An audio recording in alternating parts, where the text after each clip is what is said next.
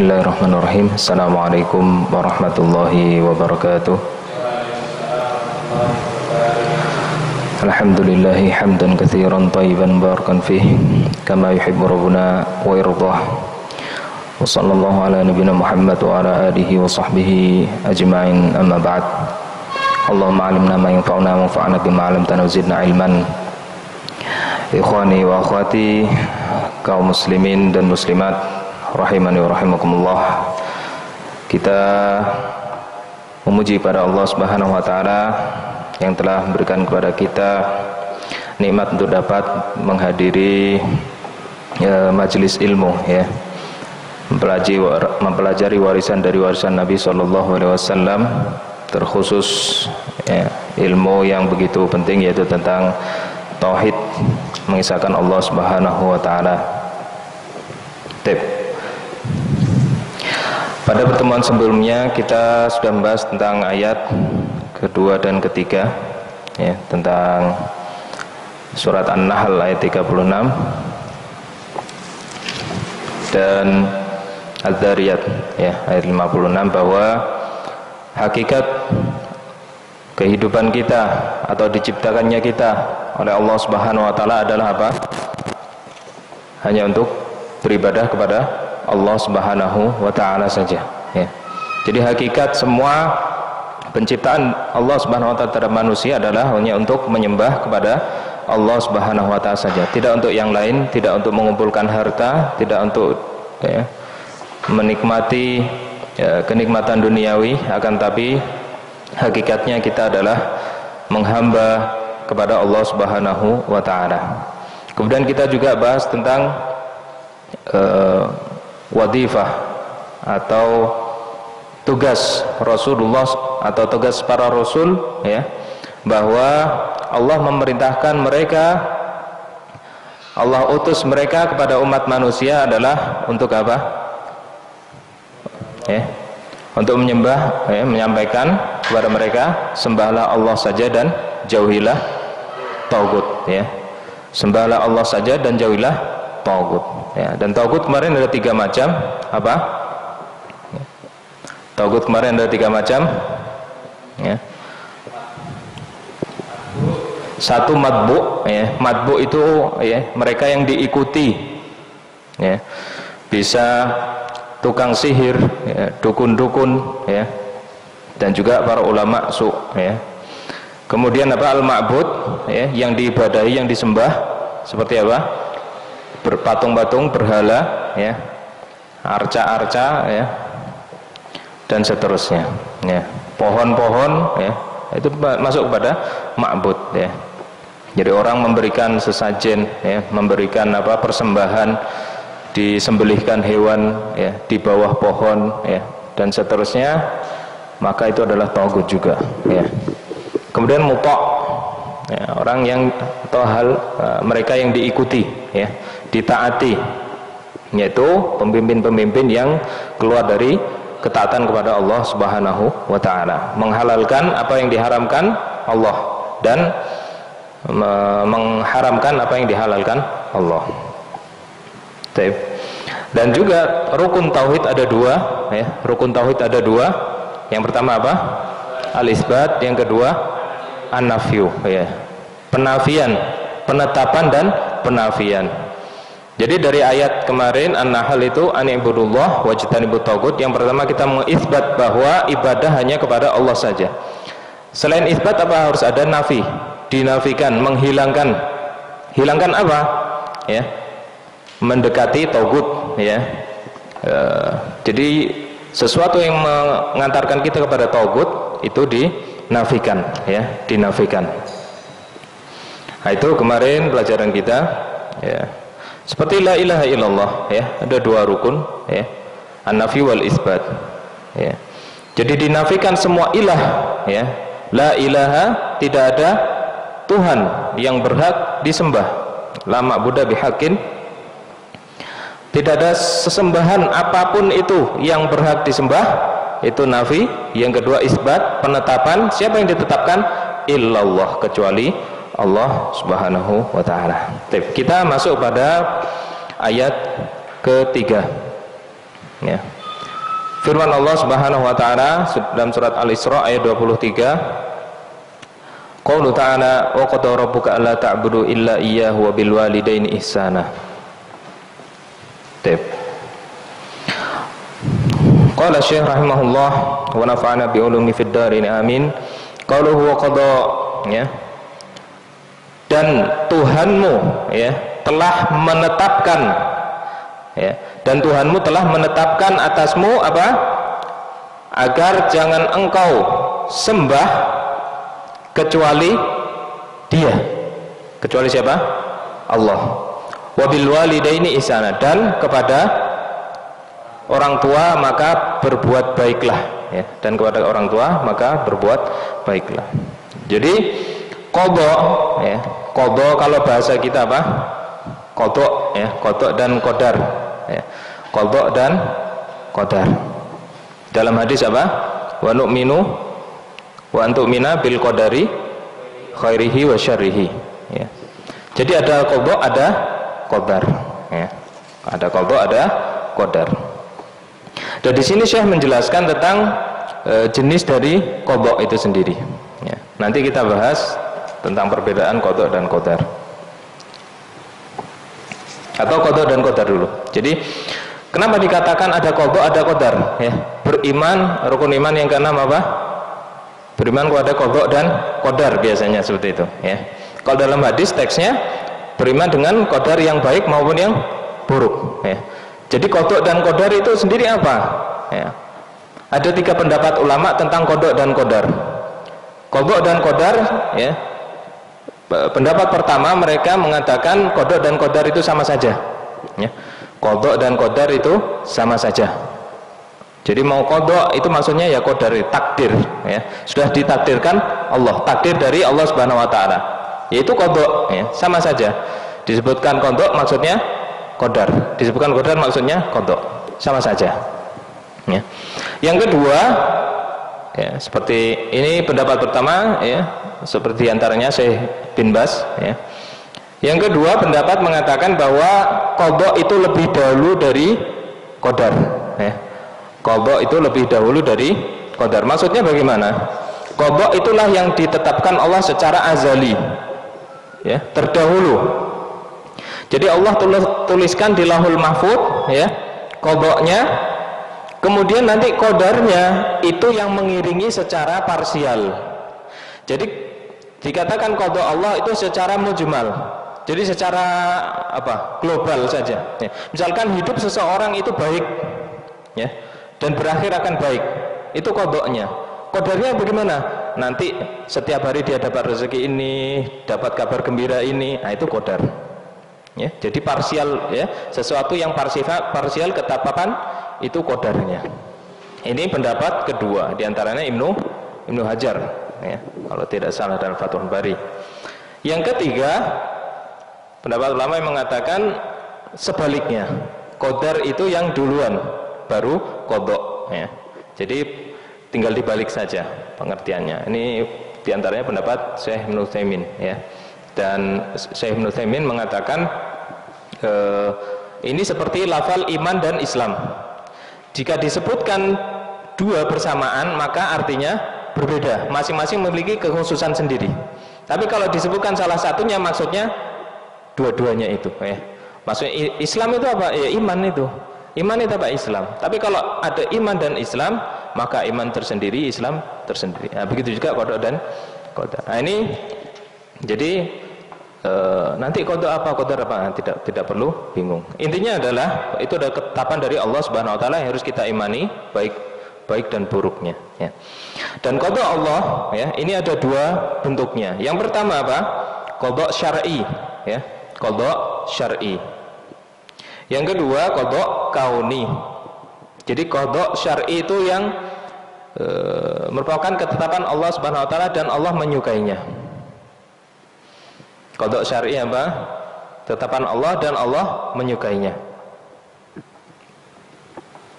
Dan qada kauni itu adalah, ya, ketetapan Allah Subhanahu wa taala bisa kepada sesuatu hal yang tidak disukai Allah, ya, bisa hal yang disukai oleh Allah Subhanahu wa taala. Fal qada'u syar'i yajuzu wuqu'uhu minal maqdi 'alaihi wa adami wa la yakunu illa fi ma yuhibbullah. Jadi qada' syar'i itu bisa terjadi, ya, bisa juga tidak terjadi. Dan tidak terjadi kecuali, ya, apa yang disukai oleh Allah Subhanahu wa taala. Seperti contohnya adalah ayat ini, wa qadha rabbuka alla ta'budu illa iyyah. Allah telah menetapkan, Tuhanmu telah menetapkan agar engkau jangan sembah kecuali kepadanya. Jangan kau sembah kecuali kepadanya. Jadi ini adalah qadha Allah syar'i. Kenapa? Allah suka. Tapi bisa terjadi, bisa tidak terjadi. Artinya apa? Ada di antara hamba yang tidak menyembah kepada Allah. Padahal Allah sudah tetapkan, jangan engkau sembah kecuali kepada Dia. Ya. Tapi ada di antara hamba Allah yang tidak menyembah kepada Allah. Ya. Jadi bisa terjadi, bisa tidak terjadi. Ya. Wal qada'ul kauni la budda min wuqu'ihi wa yakunu fima ahabbahullah wa fima la yuhibbu. Dan qada' kauni, ya, sifatnya kaun. Kaun itu apa? Alam. Ya. Sifatnya berhubungan dengan apa? Hukum kauni, ya, hukum alam, ya. Hukum alam itu seperti apa? Misalkan air jatuh dari atas ke bawah, itu qada' kauni. Oh, sudah tetapkan seperti itu. Enggak bisa air, ya, dengan sendirinya dari bawah ke atas, enggak bisa. Matahari terbit dari timur ke barat, itu qada' Allah kauni. Dan lain sebagainya, ya. Bisa terjadi pada sesuatu yang Allah sukai, bisa juga yang tidak Allah sukai. Contohnya apa? Dalam surat Al-Isra, ya, Allah menetapkan wa qadayna ila bani Israila fil kitabi la tufsidunna fil ardi marrataini wa la ta'lunna 'uluwan kabira. Dan telah kami tetapkan, ya, atas Bani Israel, ya, Bani Israel di kitab, ya, di Lauhul Mahfud, la tufsiduna fil ard, sungguh kalian akan membuat kerusakan di bumi dua kali, ya, marratain, dua kali, wala ta'lunna 'uluwan kabira, dan engkau akan apa? Menyombongkan diri dengan kesombongan yang besar. Nah, ini ketetapan Allah yang sudah ditetapkannya. Tapi sejatinya Allah tidak menyukai hal tersebut. Allah tidak menyukai kerusakan, ya. Allah tidak menyukai kesombongan, ya. Tapi itu tetap terjadi karena Allah sudah tetapkan. Kenapa? Karena hikmah dari Allah Subhanahu wa taala yang sudah ditetapkannya, ya.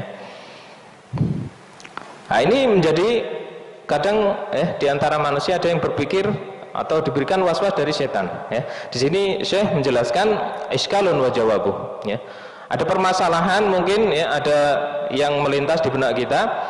Idza qila thabata anna Allah qada qaunan ma la yuhibbu fa kaifa yaqdillah ma la yuhibbu. Kalau dikatakan Allah itu menetapkan sesuatu yang disukainya, ya, betul, Allah tentu menetapkan apa yang disukainya. Lalu bagaimana kok Allah menetapkan sesuatu yang tidak disukainya? Kok bisa, ya? Kenapa Allah menetapkan sesuatu yang tidak disukainya? Terkadang was-was, ya, was-was setan seperti itu, ya. Gimana, ya? Terkadang nanti menggugat Allah Subhanahu wa taala, ya, seperti yang dilakukan oleh apa? Kaum liberal, ya, kaum liberal, ya, menggugat ketetapan Allah Subhanahu wa taala. Ya. Maka dijelaskan oleh Syekh di sini bahwa sesuatu yang disukai itu ada dua. Ya, sesuatu yang disukai itu ada dua macam. Yang pertama, mahbubun li dzatihi, sesuatu disukai dengan sendirinya. Maksudnya zatnya itu disukai oleh Allah Subhanahu wa taala. Allah menyukai perbuatan baik, sedekah, salat, ibadah, semua Allah Subhanahu wa taala suka, ya. Ada yang mahbubun li ghairihi, Allah menyukai karena sebab yang lainnya, ya. Jadi Allah menyukai sesuatu karena sebab yang lainnya, bukan karena dianya sendiri, ya, bukan karena dianya sendiri, ya. Fal mahbubu li ghairihi qad yakunu makruhan li dzatihi, ya. Dan jenis yang kedua, sesuatu yang disukai, ya, yang oleh sebab yang lainnya tadi bisa terbagi menjadi dua lagi, ya. Qad yakunu makruhan lidahi, dia mahbub li ghairihi, bisa jadi dia makruh dari satu sisi. Jadi satu sisi dia disukai, satu sisi dia dibenci, tidak disukai oleh Allah Subhanahu wa taala. Walakin yuhibbu lima fihi minal hikmah wa islih wal maslahah. Jadi satu sisi yang disukai Allah karena dia di balik itu ada hikmah dan maslahatnya. Tapi di satu sisi zat perbuatannya itu jelek. Ya. Jadi zat perbuatannya itu jelek. Seperti seorang hamba, ya. Seorang hamba dia berjalan di muka bumi, ya. Dia pertama mengingat Allah Subhanahu wa taala dan taat, melakukan ketaatan kepadanya. Kemudian satu ketika dia tergelincir, ya, digelincirkan oleh setan sehingga melakukan perbuatan-perbuatan yang tidak disukai oleh Allah Subhanahu wa taala. Maka Allah turunkan balanya, musibahnya kepada hamba ini agar apa? Agar dia kembali. Secara zat perbuatan Allah memberikan musibah, musibah ini tidak disukai oleh Allah Subhanahu wa taala, ya. Allah tidak menyukai hambanya itu terkena sakit, ya. Ya. Terkena apa? Musibah, bencana. Allah enggak suka, ya. Secara qada syar'i. Tapi kauni dia harus terjadi. Kenapa? Biar hamba itu punya apa? Kesadaran untuk kembali kepada Allah SWT. Jadi dari sisi kesadaran hikmahnya maslahat ini Allah suka. Tapi ya Allah memberi musibah itu terkadang Allah tidak suka. Jadi ya satu sisi perbuatan, ya satu perbuatan memiliki dua sisi. Satu sisi Allah suka, satu sisi Allah tidak suka. Ya. Nah ini contohnya yang diberikan Syekh seperti al-qahat, yaitu kekeringan, ya, kemarau, ya, bencana yang sifatnya meluas. Dan kita sekarang sedang ada dalam bencana, ya, di antaranya mungkin agar kita kembali kepada Allah Subhanahu wa taala. Wal jadab, ya, susah pangannya, ya, wal marad, sakit, ya, penyakit dan seterusnya. Li'anna Allah rahimun la yuhibbu ayyu'ti ibadahu bi syai'in min dzalika. Kenapa? Sifat Allah Subhanahu wa taala pada asalnya rahim bi ibadih, menyayangi hamba-hambanya, ya, dan tidak suka untuk apa? Menyakiti. Tidak suka untuk menyakiti hamba-hambanya yang beriman apalagi, ya. Akan tapi untuk suatu hikmah Allah tetapkan hal tersebut, ya. Sebagaimana firman Allah dalam surat Ar-Rum ayat 41, "Dhaharul fasadu fil barri wal bahri bima kasabat aydin nas liyudhiqahum ba'dalladzi amilu la'allahum yarji'un." Ya. Telah nampak kerusakan di muka bumi, ya, di darat dan di laut bima kasabat aydin nas, ya, karena ulah perbuatan tangan mereka sendiri, ya, tangan manusia.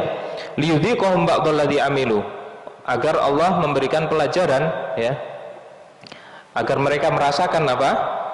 Perbuatan mereka sendiri, ya. Orang, ya, ngeruk tanah, ya, kemudian apa? Terjadi banjir, ngeruk bukit, longsor, ya. Itu atas perbuatan mereka sendiri, agar mereka mendapat pelajaran, ya, la'allahum yarji'un, agar mereka kembali. Oh iya, tidak seharusnya kita melakukan perbuatan ini, ya. Jadi satu sisi Allah memberikan musibah kepada hambanya itu sebagai ujian, ya, ya. Allah nggak suka zatnya perbuatan itu, tapi satu sisi Allah suka, ya, qadha kaunan. Baik. Fa in qil kaifa yatasawwar ayyakuna syai' mahbuban min wajhin wa makruhan min wajhin akhar. Lalu setan terkadang memberikan waswas lagi. Bagaimana bisa satu sisi, ya, satu perbuatan memiliki dua sisi, disukai dan tidak disukai? Bagaimana bisa? Ya, terkadang seperti itu, ya. Bisa-bisa saja.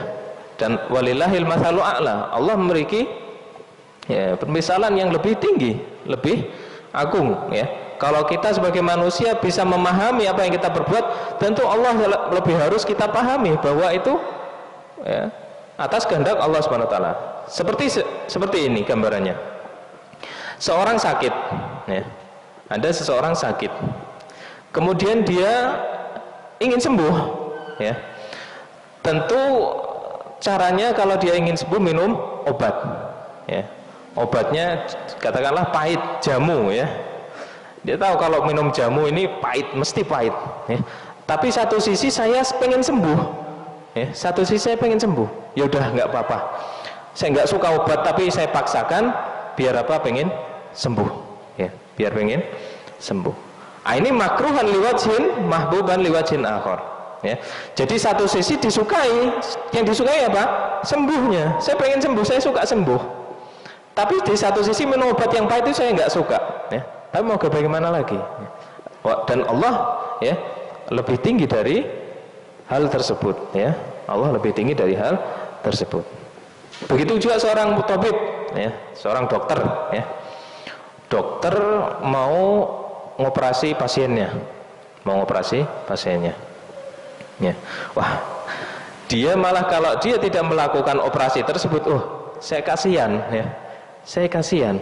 Nanti saya misalkan, naudzubillah, nasallallahu alaihi, saya amputasi kaki orang ini, kok tegel banget saya. Terkadang seperti itu mungkin, ya. Wah, tapi mau nggak mau saya harus lakukan, ya. Mau nggak mau saya harus. Iya, dia kehilangan satu kaki, gimana, ya? Gak bisa kebayang kalau itu terjadi pada diri kita sendiri. Tapi harus dilakukan. Biar apa? Biar penyakitnya tidak menjalar ke tubuh yang lainnya. Nah, jadi satu sisi perbuatan, ya, itu bisa disukai, bisa tidak disukai. Lalu ada waswas lagi. Fa'ingkil lima dalam yakun qauluhu wa qad rabbuka alla ta'budu illa iyyah min babil qada'il qadari. Ya. Kenapa firman Allah yang tadi disebutkan, Allah telah tetapkan agar kalian tidak menyembah kecuali kepadanya, itu bukan qada' qadari, qada' syar'i maksudnya, ya. Atau qada' qadari maksudnya yang harus terjadi, ya. Qada' qadari suatu itu harus. Kenapa enggak dibuat Allah itu menciptakan manusia, mereka semua beribadah semua, ya, kepada Allah Subhanahu wa ta'ala. Kenapa enggak demikian saja, ya? Terkadang, ya, manusia diwaswasi setan seperti itu. Maka dijawab bi annahu la yumkin, ya, tidak mungkin. Itlau kana qada'an qadari la abadan nas kulluhum rabbahum. Ya, tentu kalau itu bentuknya qada' qadari, tentu tidak akan kita temui ada orang menyembah, ya, berhala, mensekutukan Allah Subhanahu wa ta'ala. Tentu tidak akan temui. Akan tapi nyatanya ada, maka ini bukan qada' qadari. Ya, maka ini bukan qada' qadari. Dan jikalau Allah Subhanahu wa ta'ala berkehendak, Allah tentu bisa. Walau sya'allahu laja'alan nasa ummatan wahidah. Kalau Allah berkehendak, tentu Allah akan membuat manusia itu umat yang satu, semua beribadah kepada Allah. Tapi Allah enggak berkehendak yang demikian, ya. Sebagian Allah berikan, ya, kemampuan untuk taufik, ya, untuk dapat beribadah kepadanya. Sebagian Allah berikan kemampuan atau potensi untuk melakukan kemaksiatan kepadanya, ya. Maka yang lulus ujian dialah yang dicintai oleh Allah Subhanahu wa ta'ala, ya.